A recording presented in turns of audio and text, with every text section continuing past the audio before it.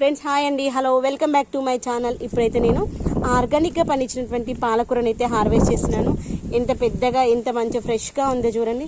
దీనికి ఎలాంటి పెస్టిసైడ్స్ కూడా వేయకుండా ఓన్లీ న్యాచురల్ పద్ధతిలో పండించినటువంటి కూరగాయలు కావచ్చు, ఆకుకూరలు కావచ్చు, అవి రుచి చాలా అమృతంలాగా ఉంటాయి. దట్టు ఆకుకూరలు అయితే ముఖ్యంగా చూడండి ఎంత పెద్ద పెద్దగా ఉన్నాయి చూసారా ఆకులు. ఇలా మంచిగా మనము మినిమం ఆకుకూరలైనా మనము మన తోటలో పండించుకొని తిన్నామనుకోండి, కొంతవరకు అయితే ఆరోగ్యాన్ని మన చేతిలో ఉంచుకున్న వాళ్ళం అవుతాము. ఏమంటారు చెప్పండి. రుచి అయితే చాలా బాగుంటుంది సార్. బయట మనం కొన్న ఆకుకూరలకి మనము మన తోటలో పండించుకున్నటువంటి ఆకుకూరలకి టేస్ట్ బాగుంటుంది. ఉడికినప్పుడు కూడా చాలా తొందరగా ఉడికిపోతుంది. మనం ఈ యొక్క వెజిటేబుల్స్ కట్ చేసినంత టైంలో కర్రీ అయితే అయిపోతుంది తెలుసా. కొన్ని ఏమైనా పాడైపోయిన ఉంటే అవి తీసేసేయండి. చూడండి, బయట మనం కొంటే అన్నీ చుక్కలు చుక్కలు లేదంటే హోల్స్ వస్తూ ఉంటాయి. కానీ ఇక్కడ చూడండి ఎంత ఫ్రెష్గా ఉందో. గుడ్ మార్నింగ్ అండి. ఈరోజు అయితే మన ఇంట్లో పాలక్ పన్నీర్ విత్ చపాతీ అనమాట. ఇదిగోండి, అసలు కట్టెల పొయ్యి మీద చేద్దాం అనుకున్నాను కానీ ఇంకా టైం లేకపోవడం వల్ల కట్టెల పొయ్యి మీద చేయలేదు.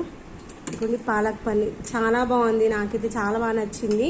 దానికి కాంబినేషన్ అయితే చపాతీ. ఇప్పుడైతే బ్రేక్ఫాస్ట్ విత్ లంచ్ రెండు కలిపి. ఫ్రెండ్స్, బ్రంచ్ అంటే ఏంటి? బ్రేక్ఫాస్ట్ లంచ్ రెండు కలిపి తింటే దాన్ని బ్రంచ్ అంటారా? బ్రంచ్ అంటే ఏంటో కమెంట్ చెప్పండి.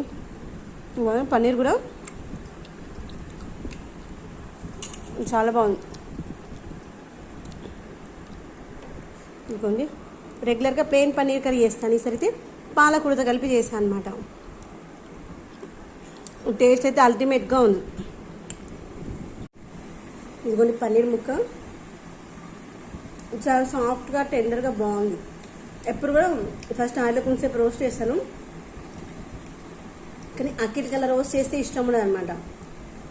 అలా మెత్తగా ఉంటేనే ఇష్టం నాకు. వాళ్ళ నాన్నకు మాత్రం పైన కోటింగ్ వస్తే ఇష్టం, కొంచెం బ్రౌన్గా వస్తుంది.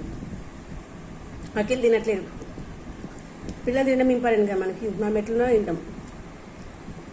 అందుకనే పన్నీర్ని రోస్ట్ చేయకుండా డైరెక్ట్ పన్నీర్ని మ్యారినేషన్ చేస్తాం. ఇప్పుడు బిర్యానీ చేసి చికెన్ మటన్ మనం ఎలా మ్యారినేషన్ చేస్తాం అలా పన్నీర్ని ముక్కలు కట్ చేసి దీనిలో ఉప్పు, కారం, గరం మసాలా, జీలకర్ర పౌడర్, ధనియా పౌడర్, పెరుగు అవన్నీ వేసేసి పన్నీర్ ముక్కలు నెల కట్ చేసి వేసి ఒక గంట సేపు అయితే మ్యారినేషన్ చేసుకుని తర్వాత కర్రీ చేసుకుంటాం. చాలా బాగుంది. అవి మ్యారినేషన్ అయ్యే లోపల పైకి పాలకూర తెంపుకొచ్చిన చపాతీ పిండి కలిపేసుకున్నాం. తర్వాత ఆనియన్స్ కట్ చేసుకున్నాం. ఆ లోపల మ్యారినేషన్ అయిపోయింది. తర్వాత కర్రీ చేసేసిన. కర్రీ అయిపోయినాక చపాతీ వేసేసిన. సూపర్.